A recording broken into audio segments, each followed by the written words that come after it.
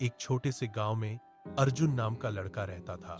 उसके पास पढ़ाई के लिए न अच्छी किताबें थीं, न ही कोई ट्यूटर। घर की आर्थिक स्थिति इतनी कमजोर थी कि 2 वक्त की रोटी भी मुश्किल से मिलती थी। गांव के लोग अक्सर उसके सामने कहते थे कि तू कभी कुछ नहीं कर पाएगा। अर्जुन हर दिन यह बातें सुनता था, लेकिन उसने कभी हार नहीं मानी। वह हर रोज सूरज निकलने से पहले उठता, खेत के किनारे बैठकर 2 घंटे पढ़ाई करता, फिर पूरे दिन बाप के साथ काम करता। शाम को चूल्हे की मध्यम रोशनी में भी पढ़ाई जारी रखता। एक दिन शहर से प्रतियोगी परीक्षा का नोटिस आया। घर में बस टिकट के भी पैसे नहीं थे, तो उसने पिता की पुरानी साइकिल ठीक की और 3 दिन पैदल चलकर शहर पहुंचा। पहली बार फेल, दूसरी बार बैठने नहीं दिया, तीसरी बार सामान चोरी हो गया।